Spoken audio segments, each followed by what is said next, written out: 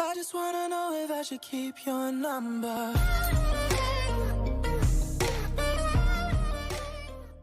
Hello friends, welcome to my YouTube channel. तो आज की इस वीडियो में मैं आपके लिए क्लास 10 की जो क्षितिज की बुक है उसका चैप्टर नंबर 2 जिसका नाम है राम लक्ष्मण परशुराम संवाद, उसी का ये पार्ट 2 है। तो चलिए स्टार्ट करते हैं पार्ट 2 की एक्सप्लेनेशन। लखन कहा हंसी हमने जाना, सुनहु देव सब धनुष समाना, का छति लाभु जून धनु तोरे, देखा राम नयन के भोरे। यहाँ पर लक्ष्मण ने हंसकर कहा है, मुनि श्रेष्ठ, मेरी समझ से तो सभी धनुष एक समान ही हैं। इस पुराने धनुष के टूटने से क्या लाभ और क्या हानि। श्री राम ने तो इसे नया समझकर उठाया था। छुअत टूट रघुपति हूँ न दोसु, मुनि बिनु काज करी कतरोसु, बोले चीते परसु की ओरा, रे सठ सुने ही सुभव न मोरा।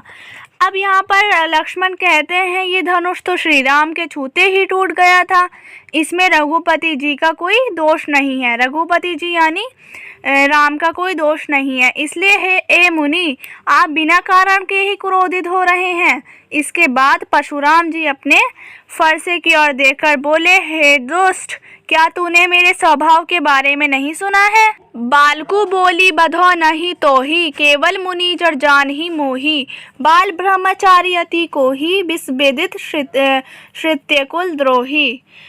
फिर यहाँ पर जो है परशुराम क्रोध में आकर कहते हैं, मैं बालक समझकर तुम्हारा वध नहीं कर रहा हूँ, पर तुम तो मुझे केवल एक साधारण सा मुनि समझने की भूल कर रहे हो। मैं बाल ब्रह्मचारी हूँ और बचपन से ही अत्यंत क्रोधी भी हूँ।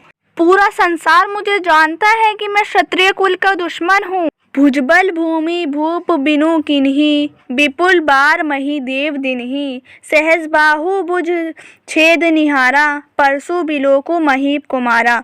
फिर यहाँ पर परशुराम कह रहे हैं कि मैंने इन्हीं हाथों के कारण कई राजाओं से उनकी भूमि को छीन लिया है, और मैंने उनकी भूमि छीन कर ब्राह्मणों को बार बार दान में दिया है। क्या तू मेरी ताकत के बारे में नहीं जानता है।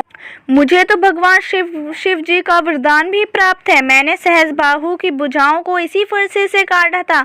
इसलिए ए राजा के पुत्र, तुम मेरे इस फरसे को गौर से देख लो।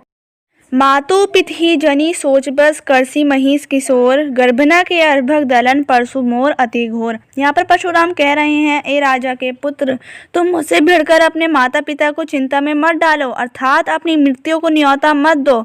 मेरे हाथ में वही फरसा है जिसकी गर्जना सुनकर गर्भ में पल रहे बच्चे का भी नाश हो जाता है। तो यहाँ पर हमारा राम लक्ष्मण परशुराम संवाद की 2nd पोयम की एक्सप्लेनेशन मैंने कर दिया। आई होप आपको समझ आई होगी। And if you like the video then please share it and don't forget to subscribe my channel. Thanks for watching.